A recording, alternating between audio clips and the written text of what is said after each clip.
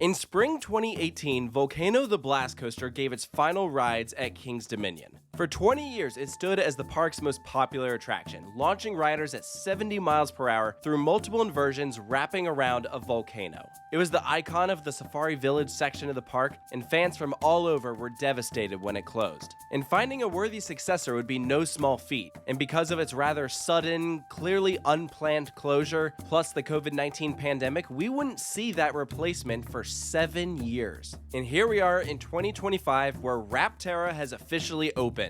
This is a B&M launched wing coaster, a $30 million investment into the Jungle Expedition section of the park. Rapterra launches riders from 0 to 65 miles per hour in 4 seconds, shooting them up to a height of 145 feet, speeding through 3 inversions and just over 3,000 feet of track. This is only the second launched B&M wing coaster in the United States after Thunderbird, which opened 10 years prior back in 2015. And the closest wing coaster to King's Dominion is going to be all the way down at Dollywood with Wild Eagle. So this is a very different ride experience, filling a clear gap in King's Dominion's lineup. You see, up until this point, they actually only had one other roller coaster from B&M, and it was not originally intended for King's Dominion. Dominator originally opened back at Geauga Lake. It was relocated in 2008. And with that lack of Volcano the Blast Coaster, King's Dominion only had a strong top 2. There wasn't a clear number 3 in the park. Rapterra is intended to be that number 3. The ride is complementary to Twisted Timbers and Pantherian, originally Intimidator 305, because it is more focused on inversions and graceful maneuvers. Twisted Timbers is an airtime machine, and Pantherian is one of the most intense rides in the world, maybe the most intense. So much so that it's too much for a lot of people, so it is important that they added a people pleaser. Volcano was that ride that anyone can enjoy, and most people who walk away from a B&M wing coaster end up really enjoying it. They might not always be an enthusiast favorite, but a ride like Thunderbird has always had a very positive response from Holiday World visitors. I was very excited to see what a second generation version of that launch wing coaster would be, and Rapterra delivers in many ways. In this review, I'm going to discuss the entire ride experience that Rapterra offers. I first had the opportunity to experience it during media previews, and at the moment, I've ridden it just under 10 times. With King's Dominion being my original home park, I look forward to many more rides in the future, but at this point in time, I've gotten a very good feel for the ride, so I'm going to talk about the theming, what those best elements are, and even the downsides of Rapterra, because it is not a perfect attraction. So let's dive into everything about this experience. I want to begin first with placement. When King's Dominion debuted Jungle Expedition in 2022, they set a new standard of theming within the Cedar Fair chain. The land is story-driven, centering around the Way Foundation as they uncover new discoveries within the jungle. This includes the placement of various animal-related temples that come in the form of attractions, aka Tumbili with monkeys, Reptilian with lizards, Arachnidia with spiders. And there was always that mysterious bird temple that didn't tie to any specific attraction. So that was our first clue that the theme for Rapterra would be a bird, which makes a lot of sense for a wing coaster. From the remains of Volcano, the original Q house from the attraction remained in place, now a research center for the Way Foundation that would act as the entrance for Rapterra. However, it would not be used as a queue. Instead, a brand new queue would be built on that original plot of land that Volcano occupied, with the coaster track wrapping around it. So the original Volcano station was bulldozed, a new station was built up against Flight of Fear, with Rapterra launching towards the pathway versus the original Volcano launched away from it. Now, this puts you in the middle of the action, with track going physically out over the pathway. When you are standing in that Rapterra queue, the views are extremely impressive, and it acts as a nice reveal because upon your initial approach to Rapterra, the views are a little odd. As you walk up, you're looking at the backside of 2 bank turns. Aesthetically, it's not really a wow moment. The thing that makes this work is the interaction with the pathway. In theory, you can be standing there looking up as your friends and family are flying over your head. There's no nets or anything, which is very impressive for an attraction that does not have metal detectors. Don't ruin it, people. Be smart, don't put anything in your pockets unless it's sealable. The reveal comes as you step on the other side of that research center, and boom, that's where you see everything.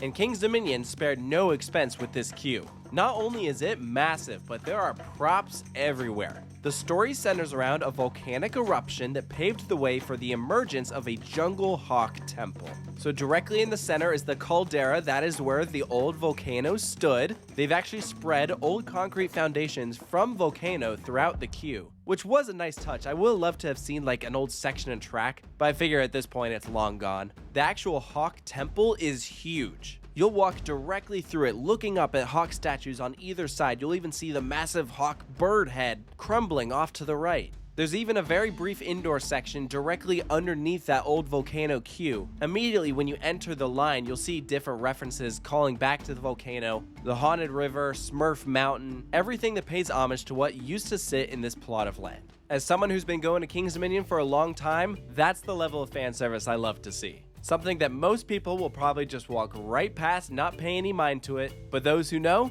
they know. Now, the one downside with this queue, at the moment, it is lacking shade. I have been told that that will change, which is very important because summers at King's Dominion can get very hot, and right now there is nowhere to take cover, so stay tuned for that. When you reach the merge point, you can keep left, dropping underneath the station to access the left side of the train, or keep right up the stairs and you enter your excavation site. At first glance, it doesn't look like much, but there's actually a lot of details here, and the style that they went with is actually pretty cool. I saw some people hating on the roof, and yeah, it's not great, but it's supposed to resemble a tent over a dig site, and I think that kind of works. The sides look like scaffolding. You can see more jungle hawk statues, various equipment that they've been using for this job site. Fits right in line with everything else that they've got in place with Jungle X. My one main complaint, from the outside, the station really looks pretty ugly. It feels like they didn't theme it all the way around, they just themed the side that they knew you would see as you walk up to the station, which I understand, but from right here, it really just doesn't look that good. Maybe they ran out of budget. At the end of the day, I imagine that was probably low priority, and if they had extra money to spend, they'd probably choose to add more theming pieces in the queue. So I get it. Overall, I do think the station is pretty cool. From here, you'll choose one of 5 rows that is 20 passengers per train. Theoretical capacity is 1,100 people per hour, but realistically, the crews are shooting for around 800 to 950. It's just 2 trains, but it's a pretty quick ride, and that is 4 more people than the original Volcano trains held. So it is going to be a slight capacity increase from Volcano, which was never known for being a people eater, more often than not having the longest line in the park. And with Rapterra's low height requirement of only 48 inches, which is very impressive for a wing coaster, I imagine that this is going to be drawing in long lines. I know during opening weekend it had a 3-hour wait, but going forward, at least while it's new, it's probably not a bad idea to head here first thing. But from what I've seen, at least while it's new, the operations were very strong, around 60-second dispatches, so in theory, that line should be continuously moving. Now, where should you sit? From my experience, I would recommend an inside seat. Sit closer to the track, you will get a smoother ride. I'll talk about that a bit later. I like the front right or the back left. I think they each have their pros for different moments. The actual design of the ride vehicles is the exact same as Thunderbird, with those triangular patterns in the center. Certainly, it would have been cool to get a custom build like so many of these other wing coasters have that have just become iconic. But I'm not complaining. They at least put these decals on the side that look nice. Fits within the overall aesthetic that has been laid out with Jungle X. And from the actual seats, you'll pull down your over-the-shoulder vest restraint. They can feel a little tight, but they are not so restrictive that they ruin the ride experience. You know, the old vest restraints on wing coasters used to lock in place, and it made the ride tough to enjoy, and that's just not the case anymore, so I think the vests are fine.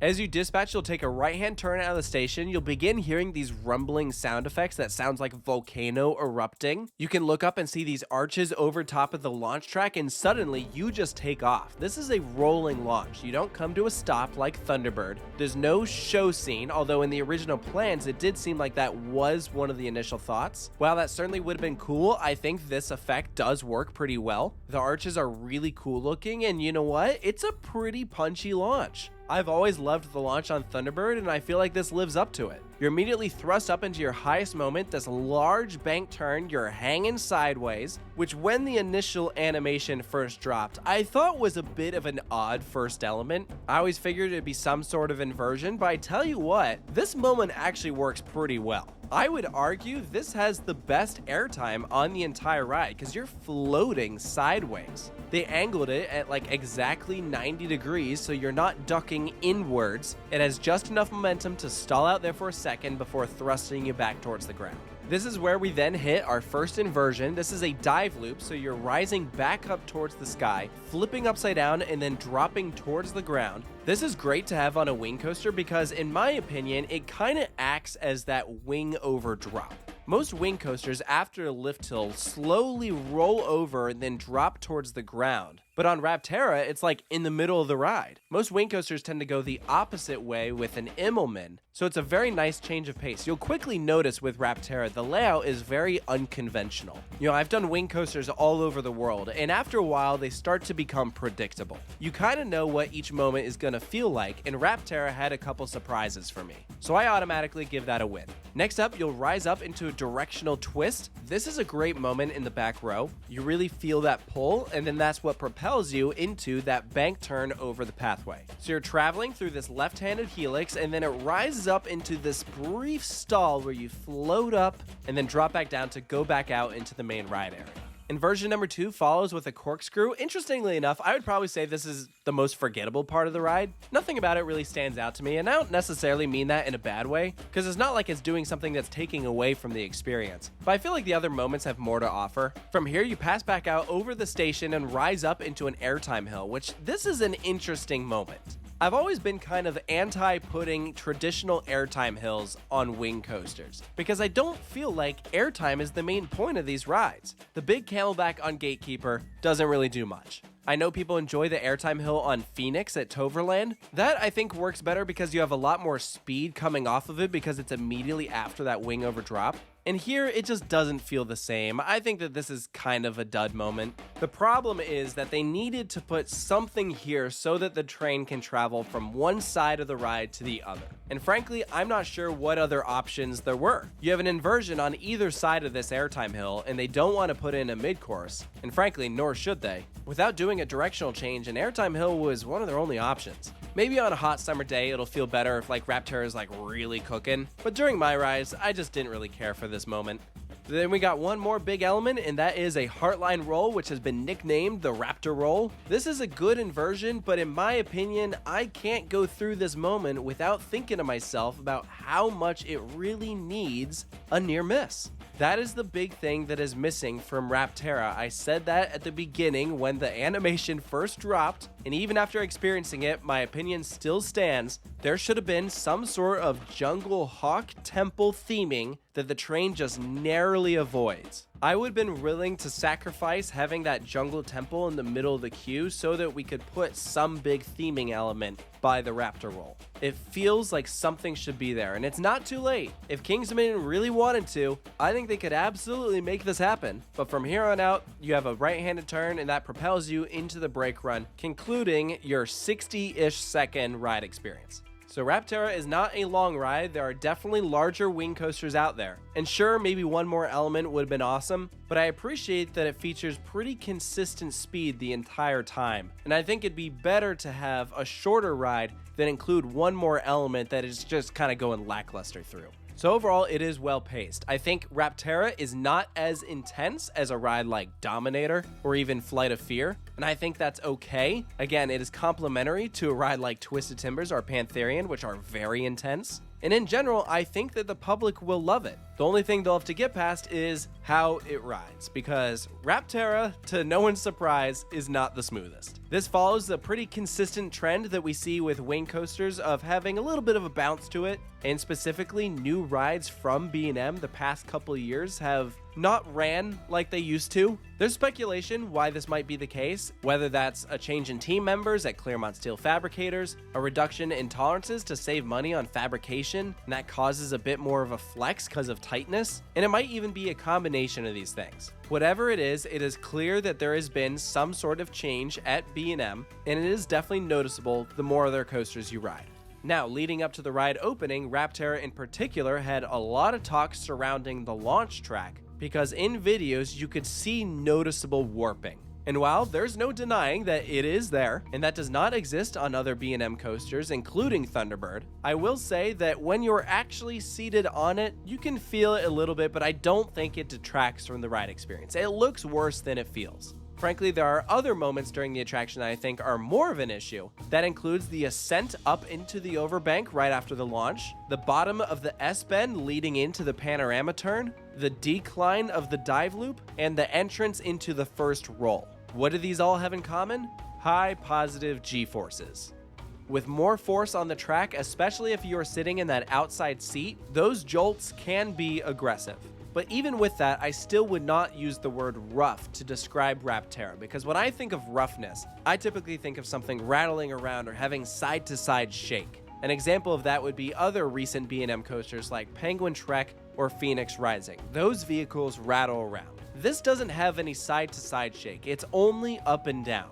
This can be a common characteristic of wing coasters, but Rapterra has it more than others, that is for sure. Which leads me to believe that it is a track issue and not the trains. Especially because a ride like Thunderbird has it nowhere near as bad. I would say that is a relatively smooth roller coaster. So if you find that when you ride roller coasters you are more sensitive to roughness, I would encourage you to sit on an inside seat. On some of those outer seats, a few of these moments can be kind of gnarly, but on an inside seat, it's not too bad. Like, it's still an attraction that I don't mind doing multiple times. I was still able to look past it to enjoy the attraction, but it does have me concerned about how it will be riding in 10 years. You know, these rides are built for the long haul. So what is Rapterra going to be like in 2035? That I am worried about. And frankly, if I were King's Dominion, I would be in contact with B&M to see if there's anything that could be done to reduce that bounce. It might be too late, it might be something that can only be fixed during the fabrication process, but when you've been waiting for a big new roller coaster like this for so long, especially one that replaced such an iconic attraction, you want everything to be perfect, and Rapterra is mostly great. I enjoyed my rides on it, I thought presentation overall was very strong, and most people I talked to felt the same way. I even heard a couple people call this their new favorite wing coaster. And while personally I don't agree with that, I do think I prefer Thunderbird still. I can acknowledge the Rapterra is still a strong ride and I would take it over many other wing coasters that I've experienced. So for its final score, I'm giving it an 8 out of 10. I encourage you to come out here to King's Dominion, give it a ride, let me know what you think. If there's anything I missed, be sure to post it down in the comments below. And if you're new to the channel, please go check out other coaster reviews we've done. We posted rides from all over the world. They're all organized in alphabetical order. Please go give it a watch, and I'll see you next time.